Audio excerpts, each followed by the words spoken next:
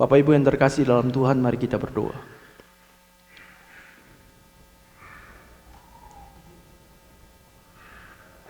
Kami bersyukur kepada Engkau Tuhan, karena kejadian dahsyat dan ajaib di dalam hidup kami.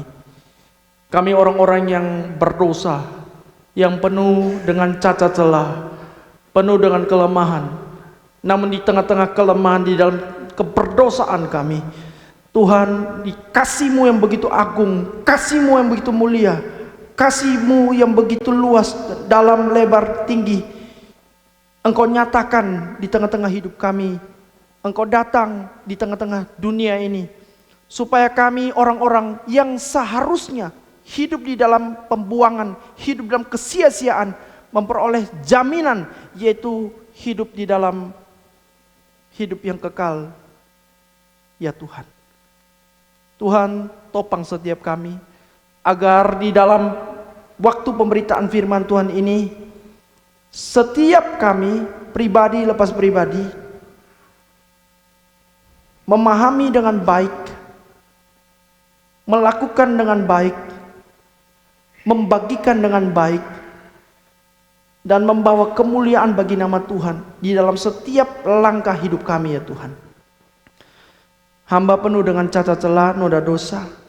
Kiranya setiap hal yang hamba sampaikan itu bukan berasal dari hamba, bukan berasal dari manusia, namun sungguh berasal daripada Engkau sendiri. Tiliklah hati kami, celikan mata kami, baharui jiwa kami, supaya kami dapat melakukan kebenaran firman-Mu dengan baik, dengan penuh tanggung jawab di hadapan Tuhan. Di dalam nama Yesus, satu-satunya penyelamat hidup kami berdoa. Amin. Shalom Bapak Ibu. Selamat Natal bagi kita semua. Bapak Ibu, selamat Natal. Bapak Ibu yang terkasih dalam Tuhan, saya beberapa kali waktu duduk di depan, saya meneteskan air mata karena memori. Ya, bukan apa-apa, tapi karena memori 21 tahun yang lalu saya datang di sini, dibina, dididik, ditempa di Aletheia, dan setelah 21 tahun, beberapa waktu yang lalu memang saya diundang khotbah di sini. Waktu itu saya renungkan, kapan lagi ya saya bisa nostalgia ke Lawang. Tadi saya lihat Ibu Catherine sampaikan atau memainkan piano. Masih ingat ya iringin saya? Nah, rasanya usianya tidak bertambah Ibu Catherine. Masih tetap wajahnya masih sama seperti dulu. Kemudian Pak Christian juga itu, saya panggil tadi suhu. Karena pertama kali saya masuk sini sudah pemuda di sini, sampai detik ini sudah berkeluarga, juga Tuhan terus pakai untuk melayani. Bapak Ibu yang terkasih, semuanya baik, puji Tuhan. Bapak Ibu yang terkasih dalam Tuhan Yesus Kristus, saya mengajak kita untuk melihat satu ayat firman Tuhan sebelum kita akan lebih dalam merenungkan kebenaran firman Tuhan. Saya mengajak kita membuka di dalam Injil Yohanes pasal yang ketiga.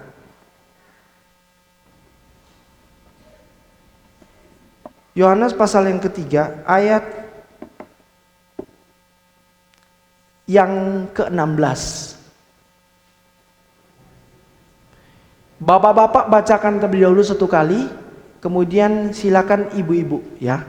Bapak-bapak terlebih dahulu dengan suara yang lantang, tempo yang tepat, dengan suara yang jelas juga. Silakan bapak-bapak. 1, 2, 3.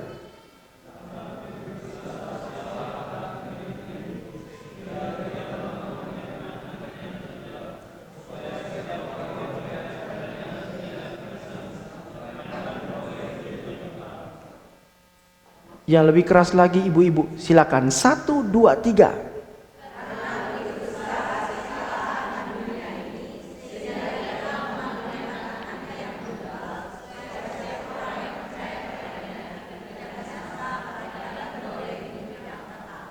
Bapak Ibu yang terkasih dalam Tuhan Yesus Kristus, Ini adalah foto istri saya, anak saya yang pertama yang saat ini hadir. Ini anak saya yang kedua. Anak saya ada satu lagi, putri, usianya 1,5 tahun. Selisih 10 tahun dengan kokonya yang nomor 2. Bapak Ibu, saya mau ceritakan tentang kisah anak saya yang sulung ini. Dia sekarang usia 12 tahun, yang kedua usia 11 tahun. Pada saat dia usia 3 menuju 4 tahun, pada saat itu kami baru pulang pelayanan, Bapak Ibu. Baru pulang pelayanan, jadi saya katakan kepada istri, kita mampir ke Matahari untuk beli kaos kaki. Kita cari kaos kaki di sana, karena kaos kaki anak-anak itu sudah tidak cukup lagi. Kaos kakinya tidak tambah besar, kakinya mereka yang bertambah. Jadi kita pergi ke Matahari, di dalam mall itu ada Matahari, jadi kami masuk di mall terbesar di Indonesia ya setahu saya, PTC, PM, Pakuan Mall. Kita masuk di sana, lalu kita masuk di Matahari. Waktu masuk di sana, karena dia masih sangat kecil, jadi saya bilang kepada mamanya, kamu jaga yang titinya, yang anak nomor 2, saya jaga Koko, ya. Kita split saja enggak apa-apa. Jadi bilang oke. Jadi pergi ke sana, saya pergi ke kanan. Waktu itu saya bilang kepada dia, don't go anywhere, always stay with me, ya, oke? Oke papa, katanya begitu. Selang beberapa menit setelah saya lihat-lihat barang, saya tengok ke bawah, tidak ada anaknya. Tapi saya tenang saja, tidak mungkin dia hilang kemana. Saya cari-cari, sudah 10 menit tidak ketemu. Kan anaknya kecil begini, pakaian kan banyak di Matahari itu. Jadi saya harus keliling-keliling, tapi saya tenang. 15 menit jalan, tidak ketemu Bapak Ibu. Tambah dakdikduk. Masuk 20 menit, saya juga tambah takut, tidak ketemu. Akhirnya apa yang saya putuskan? Saya pergi ke mamanya, saya bilang, Koko tidak ada. Apa? Kok bisa? Tadi kan sama kamu. Tahu kan ibu-ibu kalau ini. Kok bisa begitu? Saya bilang, iya tadi sama saya, tiba-tiba tidak ada. Lalu saya bilang begini, sudah tenang, kita cari aja, pasti ada di sini. 30 menit berjalan, cari-cari tidak ketemu. Tambah galau saya, tambah takut. Jalan 40 menit, 45 menit, saya tanya kepada SPG yang di depan itu, di pintu Matahari, saya bilang, lihat tidak anak pakai batik, usia kira-kira 3 menuju 4 tahun. Dia bilang, oh tadi ada main di sini. Saya bilang, lalu anaknya di mana? Tadi main di sini, anaknya di mana? Anaknya keluar dari Matahari ini. Waduh, Bapak Ibu, ini dia keluar di dalam lingkup yang lebih apa lagi? Lebih besar lagi. Sudah 1 jam lebih ini. Mamanya tahu kan, ngomel-ngomel terus begitu. Jadi saya bilang, gini, tenang. Kita cari sama-sama. Tapi dia bilang, saya sudah capek nih gendong yang satu ini. Saya bilang, biar saya aja yang gendong. Saya gendong yang titinya. Saya cari sana, sudah 1,5 jam, udah ketemu. Saya inisiatif pergi ke security. Saya bilang, tolong cek CCTV. Kalau ada anak yang hilang kan langsung ketahuan. Mic saya boleh dikecilin lagi sedikit mic-nya. Kalau seandainya ada anak yang hilang, lihat CCTV kan ketahuan dia nangis. Satpam security cari, cek semua security, tidak ketemu. Tidak lihat CCTV, tidak ketemu juga. Sudah hampir 2 jam. Jadi saya bilang begini, kalau kamu feelingnya memungkinkan kalau dia naik di atas, maka saya akan turun ke bawah. Ya, tenang. Nanti kalau kita split, terakhir nanti kita akan ketemu lagi di depan sini. Saya cari, saya bilang gini, ibu, saya ketemu satu ibu yang jaga SPG di situ. Saya bilang, anak saya itu hilang. Dia biasa main di store Haspapis, kan ada boneka Haspapis. Lihatkah anak? Dia bilang ada tadi di sini, tapi tidak tahu di mana sekarang. Waduh, Bapak Ibu tambah galau lagi. Saya cari, saya sambil gendongnya anak yang kedua ini. Saya cari, lari, cari. mall itu, tidak ketemu juga, sudah 2 jam lebih. Tiba-tiba di dalam waktu yang begitu genting dan ketakutan, ada seorang ibu datang kepada saya. Dia bilang, anaknya hilang ya? Saya bilang, iya, anak saya hilang. Dia bilang, anak saya juga hilang, kata gitu. Jadi saya bilang begini, waduh, oke ibu cari, saya juga cari ya, kita masing-masing cari. Jadi dia cari, saya juga cari. Tiba-tiba handphone saya berbunyi. Saya lihat istri saya yang telepon. Waktu istri saya telepon ada 2 kemungkinan. Ada berita baik atau berita buruk. Berita buruknya ini harus saya siap untuk bahwa belum ketemu. Tapi berita baiknya sudah ketemu. Saya angkat telepon. Waktu saya angkat telepon, dia bilang, Koko sudah ketemu. Saya bilang, puji Tuhan, kamu puji Tuhan, anak sudah gara-gara kamu ngomong. Saya bilang, ketemu dulu. Ya. Ketemu di mana? Saya bilang, ketemu di mana? Dia bilang, sudah, nanti saya jelasin, katanya gitu. Kita ketemu dulu. Waktu ketemu, Bapak Ibu coba tebak. Anak saya ini ketemu di mana? Hah? Kita di lantai 1 di store Matahari itu, anak saya ketemu di lantai 4. Dia naik eskalator. Tahu dia lagi di mana? Di dalam time zone. Lagi main-main gitu. Mamanya datang. Kok kamu di sini kok? Mama cari luar biasa. Sampai sudah nangis-nangis begitu tuh. Hilang anak. Tapi dia lagi main-main time zone. Bapak Ibu yang terkasih dalam Tuhan. Kehidupan kita juga mirip seperti anak saya ini.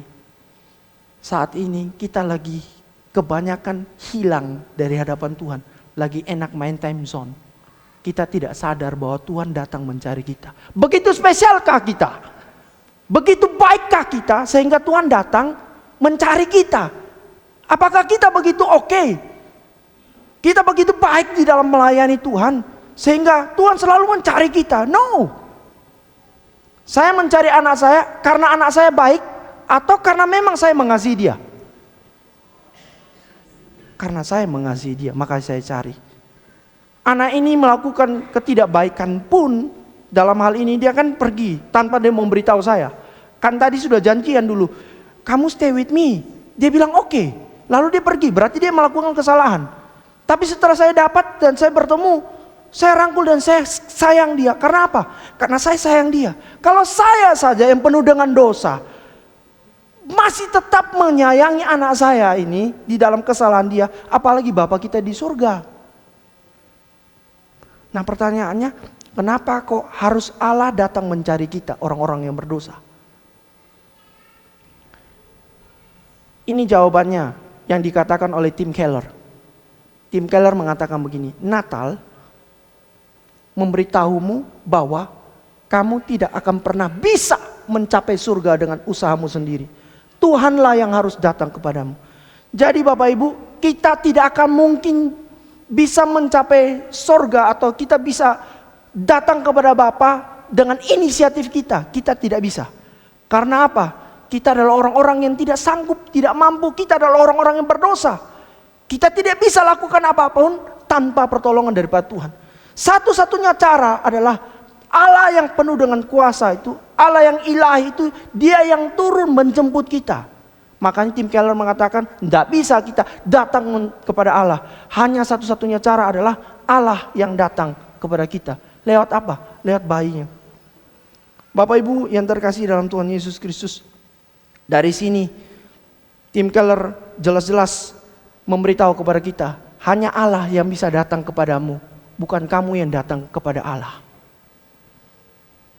Karena Yesus juga mengatakan, for I did not come to call the righteous people, but I did come to call the sinner. Aku datang ke dunia bukan mencari orang yang berdosa.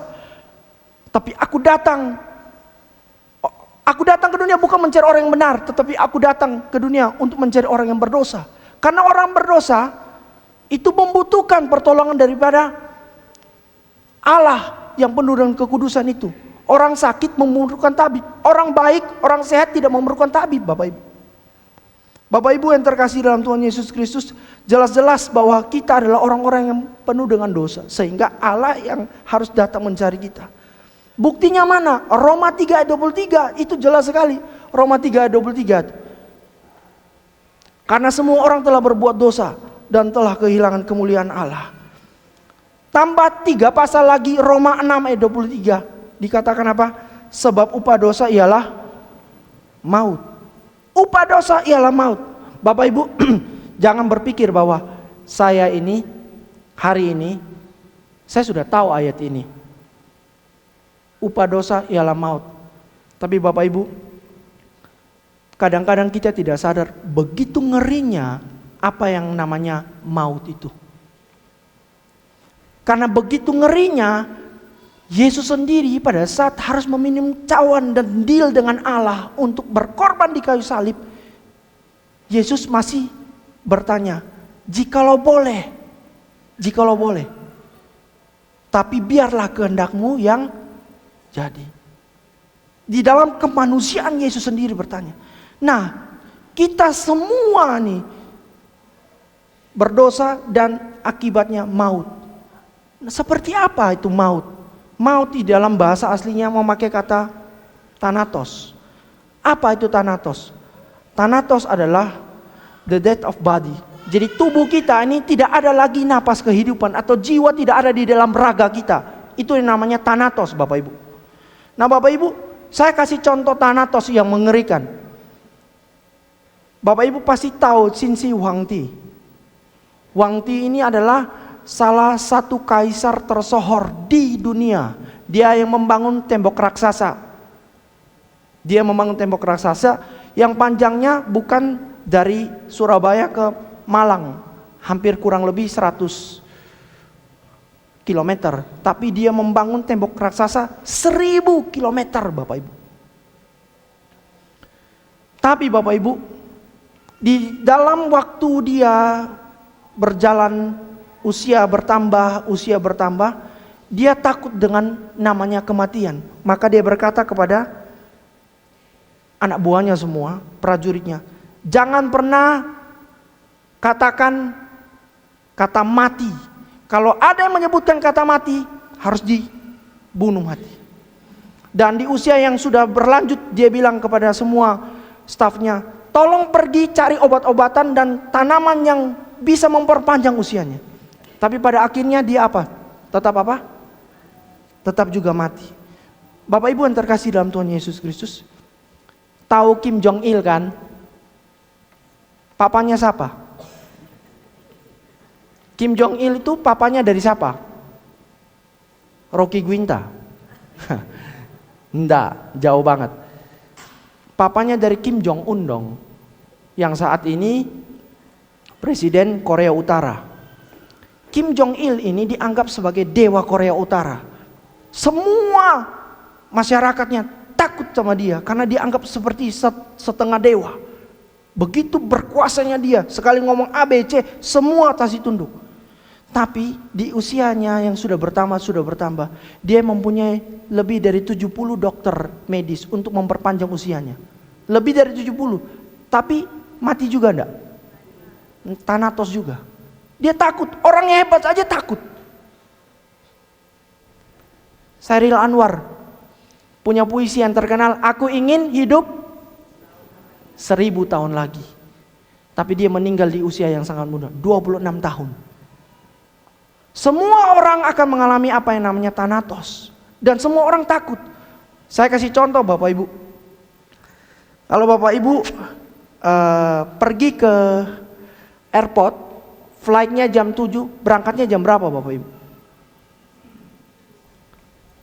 Kalau flightnya pesawat terbang jam 7, berarti sudah harus ada di bandara jam berapa? Minimal jam 5 dong. Kalau dari rumah Lawang berarti jam berapa tuh? Waduh, itu tidak bisa di ini, 3:30 atau jam 3 harus siap-siap, belum lagi ini dan lain sebagainya ya. Lalu sampai di sana tiba-tiba dikatakan begini, pesawat delay 10 jam. Bapak Ibu terima atau enggak? Mau atau enggak? Yang sabar mau aja ibu. Tapi yang kalau ada tugas untuk meeting dan pertemuan yang luar biasa, mau atau enggak? Enggak mau, karena kita enggak bayarnya enggak setengah kan ibu-ibu. Setuju ya? Tidak mau delay kan? Mau on time atau delay kalau naik pesawat? Mau on time dong. Mau on time, saya juga mau on time. Kalau Tuhan Yesus bilang begini, kamu mau pergi ke surga enggak? Bapak ibu dan saya jawab apa? Mau enggak? Oh mau dong. Ada yang enggak mau? Di sini angkat tangan. Semua mau kan? Lalu Tuhan Yesus bilang begini, you mau pergi ke surga on time atau delay? Hah? Jawabnya apa Bapak Ibu? Wih, rohani sekali kalau jawab bilang on time. Kalau suami sudah marah-marah, istri sudah cerewet, pasti kita bilang apa? Lebih baik apa? On time saja Tuhan. Sudah susah hidupku ini. Anak melawan terus dan lain sebagainya. Lebih baik on time aja. Tidak sesimpel itu Bapak Ibu. Kita mau seperti delay. Karena apa? Kita ini sebenarnya takut dengan Thanatos. Percaya Yesus Kristus adalah satu-satunya juru selamat. Kalau percaya perhatikan masuk surga, sudah pasti. Jaminannya jelas. Kita baca Alkitab tiap hari. Tapi kalau mau menuju kematian apa? Pergi dulu apotik, pergi Penang dulu, pergi Singapura dulu. Iya dong. Kenapa? Takut Thanatos ini. Mengerikan sekali, semua orang takut dengan Thanatos. Nah, upah dosa ialah maut. Nah, Bapak Ibu yang dikasihi oleh Tuhan Yesus Kristus, semua masalah yang saya paparkan ini dapat diselesaikan dengan 3 kata. Unending God's love. Kasih Allah yang tidak terbatas. Puji Tuhan, tema ini saya pikir tema yang complete, bukan complicated. Bukan tema yang rumit, tapi complete itu artinya sempurna. Kenapa? Kita akan membahas tentang kasih Tuhan, di mana kasih Tuhan itu akan menjawab setiap problem yang paling pelik, yang paling sulit, yang tidak bisa diselesaikan oleh siapapun di dunia ini. Siapa itu yang bisa selesaikan? Nanti kita lihat. Di dalam Unending God's Love, saya bagi 3 karakter Allah, 3 karakter kasih Allah. Yang pertama yang kita perlu renungkan adalah unchanging of love, atau kasih yang tidak berubah. Ayatnya di dalam Yohanes 3 ayat 16a, karena begitu besar kasih Allah akan dunia ini. Bapak Ibu yang terkasih dalam Tuhan Yesus Kristus, siapa yang anaknya lahir pertama kali, ya, waktu lahir pertama kali, anak itu lakukan apa pertama kali? Ya pertama kali keluar dari rahim ibu, nangis kan? Waktu anak itu nangis, waktu dia nangis itu kan tanda dia bernapas dan hidup ya. Itu ibu-ibu pasti nangis dengan apa? Nangisnya nangis sukacita. Karena saya lihat 3 lahir, istri saya melahirkan, saya ada di situ, air matanya keluar. Ya nangis, dia nangis karena dia nangis bahagia. Ya. Waktu nangis, anak nangis, kemudian karena kita tidak mau dia nangis, waktu dia lahir kita tempelan, hei diam kamu. Adakah ada orang tua yang seperti itu kan? Diam kamu, jangan nangis. Adakah orang tua yang seperti itu? Kalau ada orang tua seperti itu, dia lagi gini. Malah kita sukacita. Nah, berjalannya 1 bulan, anak ini nangis. Ada orang tua yang marah karena anak itu nangis usia 1 bulan nih. Ada enggak? Usia 2 bulan, 3 bulan, anak itu nangis, ada yang marah? Kamu diam, jangan nangis. Kan anak nangis itu kan banyak macam. Karena dia sakit, atau karena dia lagi pup, atau karena popoknya penuh dan lain sebagainya. Ya. Lalu usia 1 tahun, anak itu mulai banyak gerak dan lain sebagainya. Kita marahin enggak? Bapak Ibu, saya tahu kalau masyarakat Lawang itu paling sabar di dunia. Ya, kalau di Surabaya kan agak lebih kasar ngomongnya. Ya. Tapi hati kita semua kalau sudah di dalam Tuhan semua puji Tuhan ya. Puji Tuhan, dijamah Tuhan. Nah, saya mau tanya nih. Waktu usia 2, 3, 4 tahun yang kita ngomong dan kemudian dia bisa balas. Dia lakukan kesalahan, kira-kira kita marahin enggak Bapak Ibu?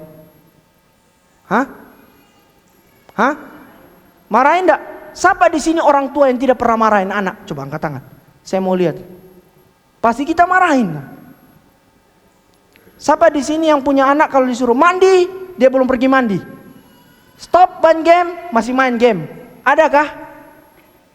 Cucu-cucu juga adakah?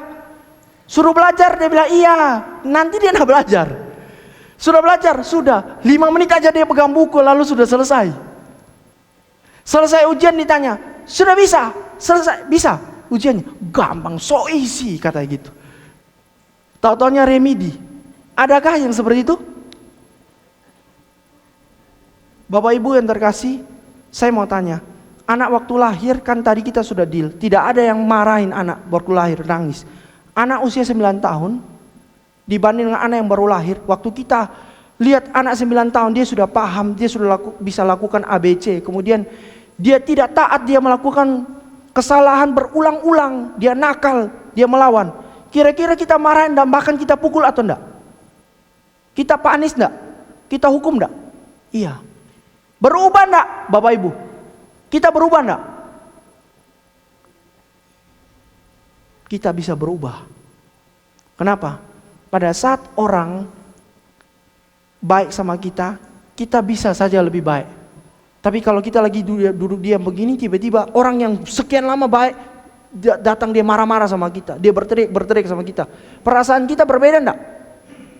Berbeda. Kita berubah karena keadaan. Tapi Allah yang kita sembah, kasih-Nya tidak pernah berubah di dalam hidup kita. Ini yang saya maksudkan. Tuhan tidak berubah. Mengapa kasih Allah tidak berubah?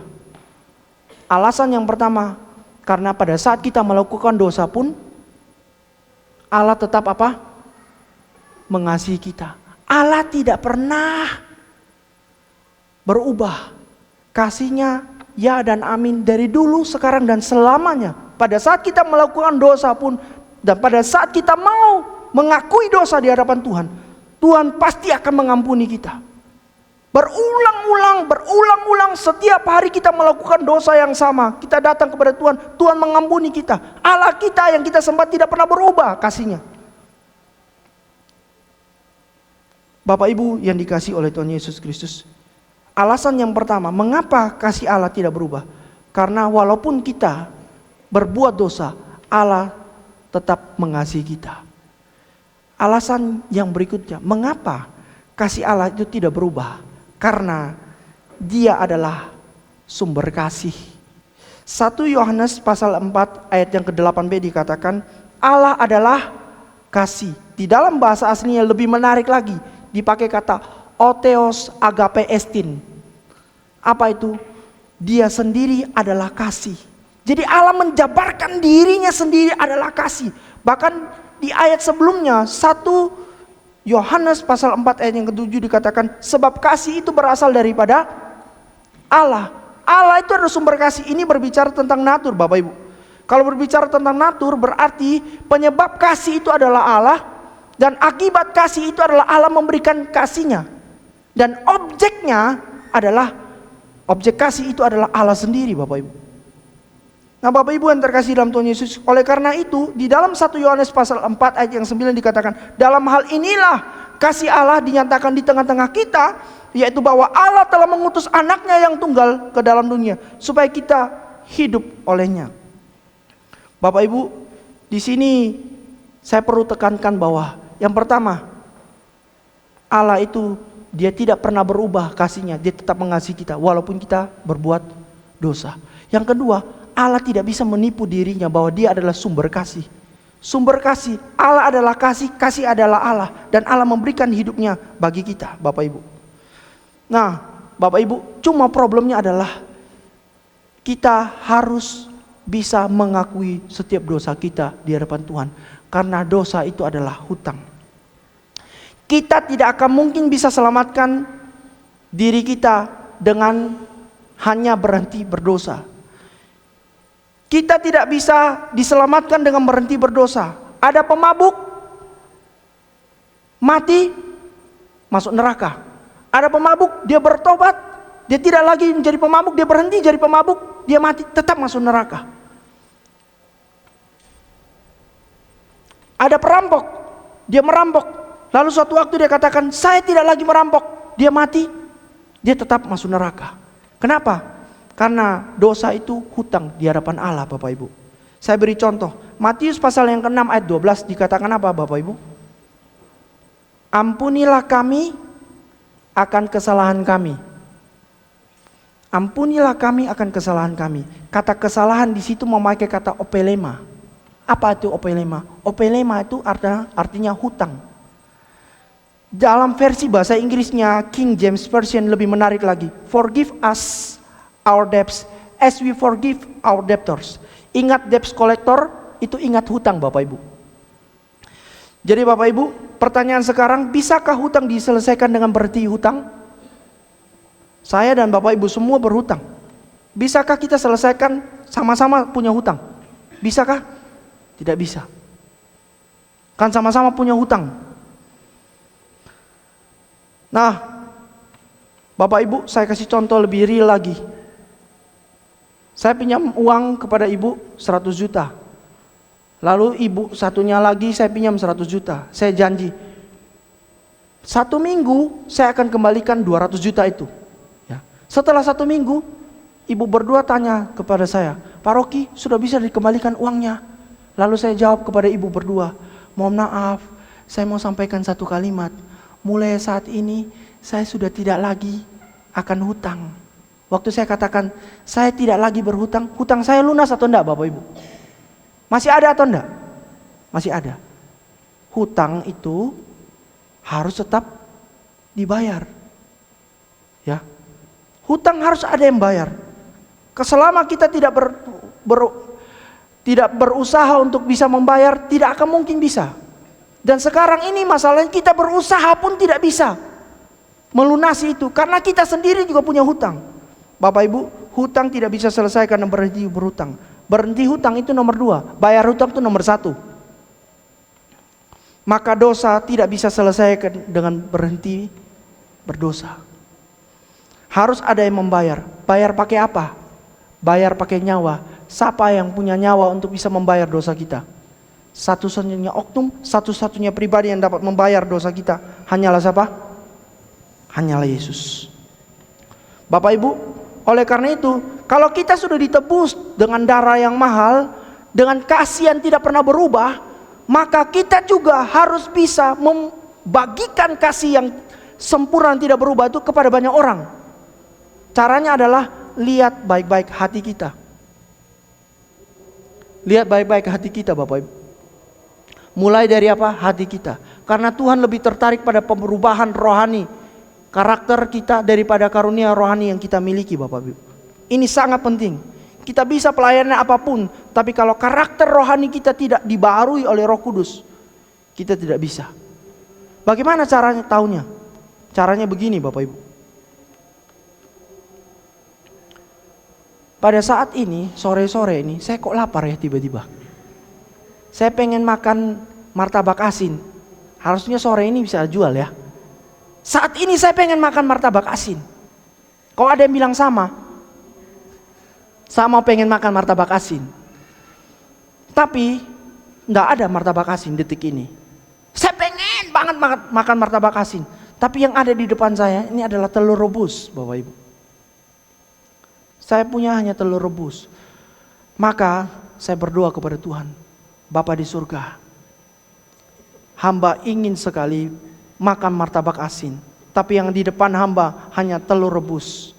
Darah kuasa-Mu dapat mengubah telur rebus ini menjadi martabak asin. Di dalam nama Yesus hamba berdoa, amin. Buka mata. Masih telur, darah Yesus, kuasa-Mu bisa mengubah telur rebus ini menjadi martabak asin. Kuasa-Mu sanggup ya Tuhan. Engkau mampu membangkitkan orang yang mati. Engkau sanggup menyembuhkan orang yang lumpuh bisa berjalan, orang yang buta bisa melihat, orang yang sakit kusta bisa tahir. Apalagi ini telur rebus menjadi martabak asin. Di dalam nama Yesus, darah Yesus, amin. Buka mata, masih tetap telur. Maka turning point-nya begini Bapak Ibu. Tuhan, saat ini hamba ingin sekali makan martabak asin. Tapi yang ada di depan hamba ada telur rebus. Oleh karena itu, ubahlah hati hamba ini yang ada martabak asin. Ubahlah hati hamba ini untuk ingin telur rebus ya Tuhan. Dalam nama Yesus hamba berdoa, amin. Buka mata, telur rebus. Makanlah sudah.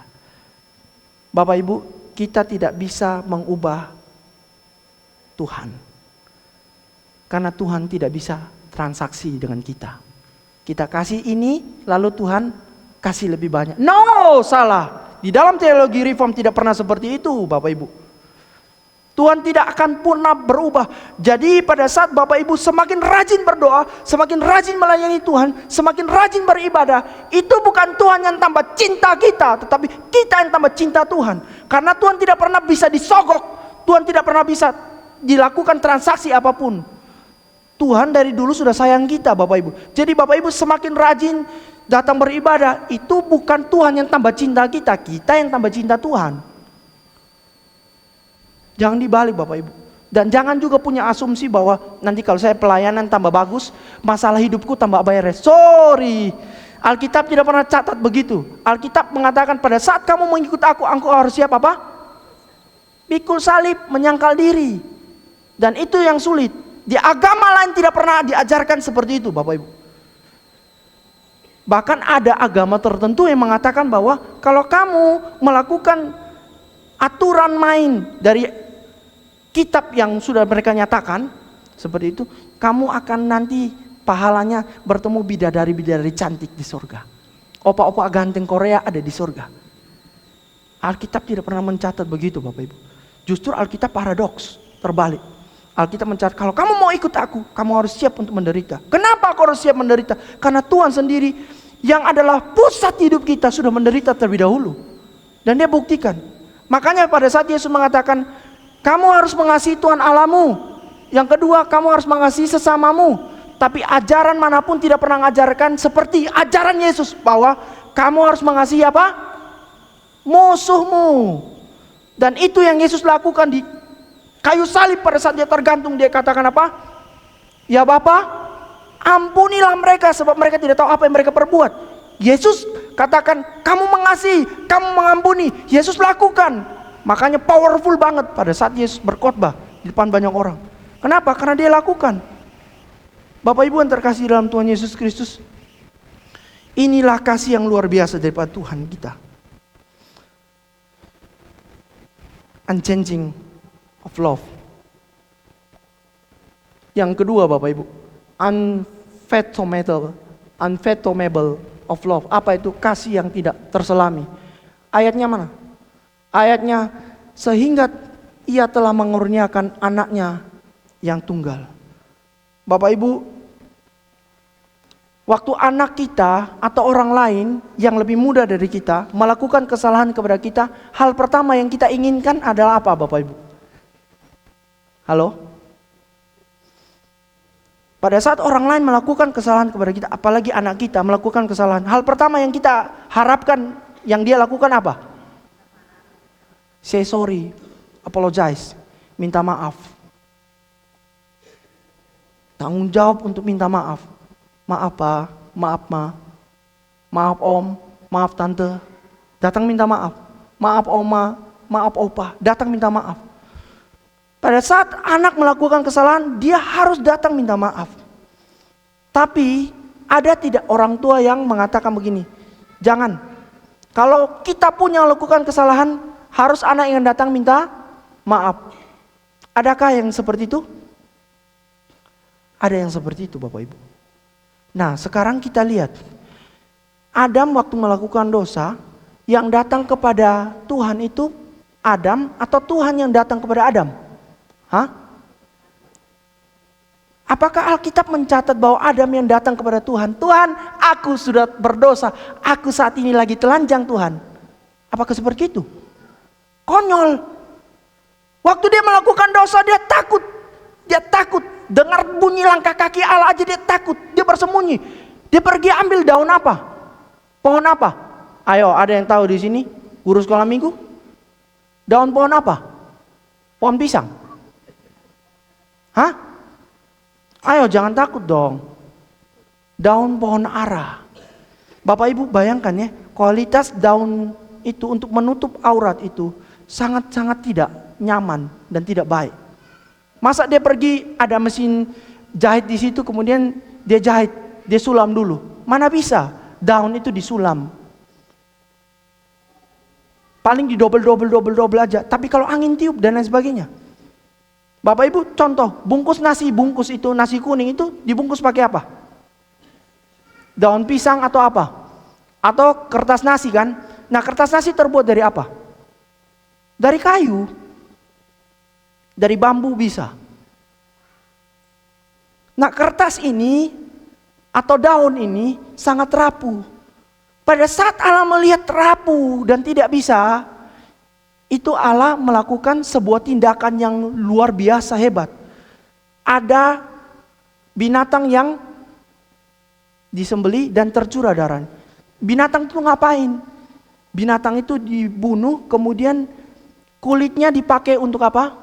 Menutup pakaian, menutup badan atau menutup tubuh daripada Adam dan Hawa. Kenapa? Karena kulit binatang itu gambaran dari permanennya yang dilakukan oleh Allah. Dia lebih kuat daripada daun. Jadi manusia merancangkan dan membuat sesuatu itu tidak sempurna, Allah menyempurnakan. Bahkan darah yang tercurah itu adalah gambaran nanti bahwa anak domba Allah itu akan tergantung di kayu salib, darahnya tercurah untuk menebus apa? Saya dan Bapak Ibu. Itu permanen nanti Bapak Ibu. Jadi Allah sudah ada atraksi di awal, sudah ada aksi di awal dan reaksi di awal pada saat manusia jatuh di dalam dosa. Allah tidak pernah membuang kita pada saat jatuh di dalam dosa. Ini yang luar biasa Bapak Ibu. Ya. Allah ini punya kasih unfathomable of love. Kasih yang tidak terselami. Bapak Ibu yang terkasih dalam Tuhan Yesus Kristus, yang lebih keren lagi, kasih yang terselami ini, Allah yang kita sembah ini, Dia memberikan bukan barang atau sesuatu, tapi Dia memberikan apa? Dia memberikan someone atau seseorang. Seseorang itu adalah siapa? Adalah dirinya sendiri. Anaknya yang tunggal. Wah, ini spesial banget. Bapak Ibu, kalau Bapak Ibu kasih uang kepada saya, Pak Rocky, saya minta 10 miliar. Saya kasih Pak Rocky, anaknya Pak Rocky, kami bawa. Kira-kira saya mau atau enggak? 10 M banyak enggak? Banyak. Tapi saya mau atau tidak? Saya enggak mau. Karena apa? Nyawa anak saya lebih berharga. Nah Bapak Ibu, Tuhan memberikan dirinya sendiri. Padahal kita nih biasa kalau kasih kado apa? Kasih kado apa paling top? Kue atau apa dan sebagainya. Paling door prize juga dan sebagainya, itu barang, bukan diri. Tidak pernah ada orang datang ini, aku ini menyerahkan nyawaku kepadamu, kamu mau buat apa terserah. Tidak mungkin. Hanya Yesus aja lakukan itu Bapak Ibu. Nah ini yang saya maksudkan, kasih yang tidak terselami. Bapak Ibu yang terkasih dalam Tuhan Yesus Kristus, tahun 1970 ada seorang anak yang bernama Edwarda. Itu mengalami sakit diabetes akut. Tahun 1970, dia berusia 16 tahun pada saat itu. Mamanya nama Kaye Obara, papanya nama Joe Obara. Karena anaknya ini tidak bisa buat apa-apa karena sakit koma. Kemudian mamanya mengatakan begini, setiap hari saya akan merawat kamu sampai kapanpun, saya berjanji. Tiap hari mamanya memberikan insulin, suntikan insulin, kemudian memberikan makanan lewat selang, lalu memastikan setiap 2 jam membalikan badan anaknya ini. Kemudian mamanya juga memandikan, mengganti pakaian, kemudian memutar musik, membacakan buku setiap hari. 1 minggu berjalan, 2 minggu berjalan. 2 minggu kalau jaga orang sakit itu lama atau enggak Bapak Ibu? 5 jam aja jaga orang sakit itu minta ampun. Saya rasa yang mungkin sudah pernah rawat, maaf ya, rawat orang tua waktu sakit itu bisa tahu. Atau rawat anak ya. Bukan kita minta, tapi kita sudah bisa sedikitnya merasakan. 1 minggu, 2 minggu, 3 minggu, tidak sadar-sadar. Seperti boneka hidup. 4 minggu, 1 bulan, tidak sadar-sadar. 2 bulan, 3 bulan, 4 bulan, 1 tahun. Lama enggak Bapak Ibu? 1 tahun belum juga kunjung sembuh. 2 tahun, 3 tahun, 4 tahun, 5 tahun belum. Tahun ke-6, tahun 1976, di tahun ke-6 dari anaknya sakit ini, Edwarda pada saat usia 22 tahun, Joe Obara, papanya justru meninggal dunia duluan. Jadi papanya meninggal duluan pada saat dia usia 22 tahun, di tahun ke-6 dia mengalami sakit. Mamanya yang melanjutkan menjaga dan merawat dia. Di tahun ke-7 belum juga sembuh. Tahun ke-8, 9, 10, 11, 12, 13, 14, 15 tahun belum juga. 20 tahun lama atau enggak Bapak Ibu? Lama. 25 tahun juga belum. 30 tahun juga belum. Iman itu timbul dari pendengaran, dan pendengaran akan firman Allah atau firman Kristus ditulis di situ. Jadi kita ini bisa beriman karena kita mendengarkan. Mendengarkan apa? Mendengarkan firman Tuhan. Bagaimana kita bisa mendengarkan firman Tuhan? Dari mana itu asal firman Tuhan? Kalau bukan Tuhan yang menyatakan dirinya sendiri, dia dari atas turun ke bawah untuk membukakan, mengungkapkan siapa dirinya. Lahir di Bethlehem, tidur di palungan, ditutup dengan lampin, ya, dari Maria dan juga Yusuf. Diceritakan semua pada saat itu. Allah menjadi manusia. Allah membatasi dirinya jadi manusia. Itu jelas. Ini adalah inisiatif daripada Tuhan. Dan jelas sekali Bapak Ibu. Ini kasih yang tidak bersyarat daripada Tuhan. Karena apa? Kalau kita melihat bahwa kalau Tuhan memakai standar tertentu kasihnya, kita tidak akan mungkin bisa mencapai syaratnya. Contoh Tuhan bilang begini, saya akan memberikan syarat 1 supaya kamu bisa masuk surga. Caranya adalah berbuat baik. Saya mau tanya, apakah di sini yang ada yang sempurna? Di dunia ini ada yang sempurna? Tokoh siapa yang bisa sempurna? Yang tidak ada dosa sama sekali. Alkitab mencatat semua orang telah berbuat dosa. Semua orang. Kita semua opelema, hutang. Kita berdosa. Jadi satu-satunya cara adalah apa? Kristus itu yang datang kepada kita. Dengan cara apa? Menyatakan dirinya kepada kita. Nah, pada saat Kristus menyatakan dirinya, tibalah kita di ending khotbah kita. Melainkan beroleh apa? Hidup yang kekal. Kata hidup di dalam bahasa aslinya, itu ada 3 Bapak Ibu. Kata hidup di dalam bahasa Yunani, yang pertama itu bios. Bios itu hidup secara fisik.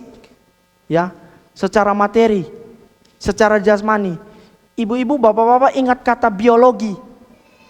Nah, dari kata bios ini. Yang kedua, kata hidup di sini bisa juga dipakai, ada di dalam Alkitab itu psuke atau jiwa. Jiwa. Jadi ingat kata psikologi itu jiwa. Jadi orang hidup itu jiwanya ada. Yang terakhir bukan saja bios, psuke, yang ketiga adalah zoe atau zao. Zoe atau zao ini adalah hidup di dalam kekekalan, hidup selama-lamanya, hidup secara spiritual bersama dengan Tuhan. Nah, kata hidup di sini yang dipakai di dalam Yohanes 3:16 itu memakai kata zao atau hidup di dalam kekekalan. Jadi Tuhan Yesus dia berkorban dan memberikan hidupnya bagi kita. Bukan kita hidup di dalam bios atau psuke, tapi kita hidup di dalam apa? Zoe atau zao, hidup selama-lamanya. Implikasinya bagi setiap kita Bapak Ibu, kalau Tuhan sudah berkorban bagi kita, apa yang kita lakukan? Saya mau tutup firman Tuhan pada hari ini, ya. Bapak Ibu, saya mau pengen tanya, di sini yang menikah belum lebih dari 5 tahun boleh angkat tangan. Yang menikah ya, bukan jomblo ya. Nggak ada ya? Ada? Oh iya, justru bagus lagi, baru sebulan katanya Ibu Gembala. Angkat tangan dong. Oh iya, silakan. Bapak, berapa lama Bapak menikah? Ya, 1 bulan ya. Oke, saya boleh minta mic 1.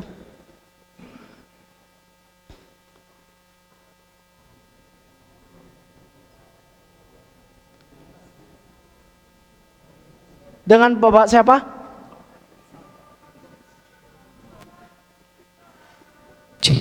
Ya Pak. Pak Anderson. Pak Anderson. Iya. Istrinya nama siapa? Meta. Pak Anderson dan juga Ibu Meta ya. Sekarang saya mau tanya Pak Anderson. Seandainya Ibu Meta mengatakan pada Pak Anderson, dia datang satu hari. Pak Anderson, kekasihku, cintaku, suamiku. Aku mencintai engkau Anderson 99%. 1% saya mencintai pria lain, bolehkah? Tidak boleh lah. Woi, karena apa? Ini serius ini. Pas istri kalau ngomong begitu bagaimana jawabnya? Pasti kaget itu. Silakan. Ya, harus 100%. Harus 100%. Kenapa kok 99% kan sudah dapat banyak? 1% saja untuk pria lain boleh dong? Masih Tidak fresh. Hah? Tidak boleh pokoknya. Tidak boleh. Silakan mic-nya kasih ke Ibu Meta. Ibu Meta, setelah 1 bulan Pak Anderson datang kepada Ibu Meta mengatakan, istriku yang cantik dan yang paling kucintai, aku mengasihi engkau 99,9%, 0,1 izinkan aku mencintai wanita lain. Tetangga begitu cantik gitu. Dia begitu perhatian, bolehkah istriku Meta? Jawabnya bagaimana Ibu? Gak boleh. Gak boleh karena? Harus 100%. 100%. Karena apa? Karena 100% kenapa? Iya, harus penuhnya buat istrinya, gak boleh dibagi buat yang lain. Oke, ya kita berikan aplaus dulu. Bapak Ibu, saya juga kalau ditanya saya enggak mau. Saya enggak mau. Saya enggak mau. Biar lagi hanya 0,1%. Bapak Ibu ada di sini yang setuju kalau pasangannya sama orang lain, mau? Enggak mau kan? Sedikit pun, secuil pun enggak mau kan? Tuhan yang kita sembah juga enggak mau. Kadang-kadang kita lebih banyak lihat handphone daripada baca Alkitab. Kita bilang, aku mengasihi Engkau Yesus. Terus dengan segenap hatiku. Bohong. Mana buktinya? Kita bilang kita cinta Tuhan. Mau melayani aja, mau cari si acara aja susah payah. Saya enggak ada kerjasama sama si acara ya. Yang mau nyanyi aja di sini aja susah. Mana orang-orang semua pulang pergi dan lain sebagainya. Bapak Ibu, gereja ini bisa jadi gereja yang paling besar di Lawang. Amin. Kalau Bapak Ibu semua kita bekerja sama satu dengan yang lain. Pikirkan setiap detik, bukan tugas dari hamba Tuhan, bukan tugas dari para pengurus, bukan tugas dari majelis, bukan. Ini tugas kita semua. Kenapa? Karena Tuhan tidak hanya mengasihi hamba Tuhan, Tuhan tidak hanya mengasihi para majelis, Tuhan bukan hanya mengasihi orang-orang tertentu. Tuhan Yesus yang kita sembah mengasihi kita semua tanpa melihat siapapun itu. Mau pintar, mau bodoh, mau tinggi, mau pendek, mau kurus, mau gemuk, tidak ada pembedaan. Kasihnya tidak berubah. Kasihnya begitu sempurna bagi kita. Apa yang kita bisa berikan bagi Tuhan? Kalau kita tidak mau diselingkuhi, kenapa kita selingkuhi Tuhan? Bapak Ibu yang terkasih dalam Tuhan Yesus Kristus. Pertanyaan terakhir. Siapakah manusia terhebat yang ada di muka bumi ini? Dia tidak mempunyai pelayan, namun mereka memanggil dia Tuhan. Dia tidak mempunyai obat, tapi mereka memanggil dia penyembuh.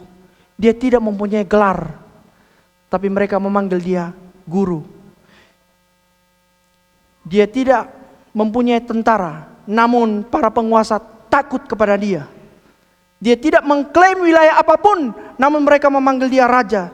Dia tidak memenangkan pertempuran militer, namun dia menaklukkan dunia.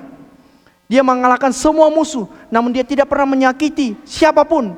Dia tidak melakukan kejahatan. Problemnya adalah mereka menyalibkan dia. Dia dikuburkan di sebuah makam, dan pada hari ini dia masih hidup. Namanya Yesus. Namanya Yesus yang lahir 2000 tahun yang lalu. Bukan saja lahir di Bethlehem, tapi lahir di dalam hati Bapak Ibu sekalian. Dengan kasih yang begitu sempurna, yang tidak ada batas. Kasih yang tidak pernah berubah.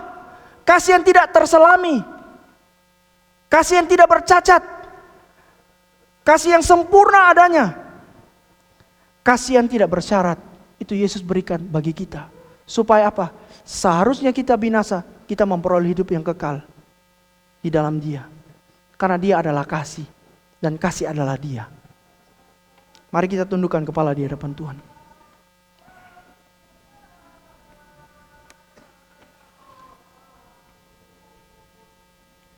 Ada banyak hal yang Tuhan sudah berikan di dalam hidup kita. Segala hal yang kita butuhkan Tuhan sediakan. Namun di dalam hidup ini terkadang kita masih ragu, kita masih gentar, kita masih bertanya, kita masih mengeluh di hadapan Tuhan. Mulai saat ini, di momen Natal 25 Desember tahun 2025, angka yang begitu baik, kita datang kepada Tuhan. Tuhan, ini bukan secara kebetulan. Aku mau membawa hidupku, membawa diriku untuk Engkau pakai. Menyatakan kasih-Mu yang tidak terselami itu. Menyatakan kasih-Mu yang tidak bercatat itu. Menyatakan kasih-Mu yang tidak berubah itu. Menyatakan kasih-Mu yang tidak bersyarat itu. Menyatakan kasih-Mu yang tidak pernah berkesudahan di dalam hidupku. Dan detik ini aku mau berkomitmen di hadapan Tuhan. Bapak Ibu, firman Tuhan sudah selesai diberitakan. Namun biarlah komitmen kita bawa sampai kita menutup mata, dan pada akhirnya pada saat Tuhan memanggil kita, Tuhan memanggil kita, hai hambaku yang baik dan setia.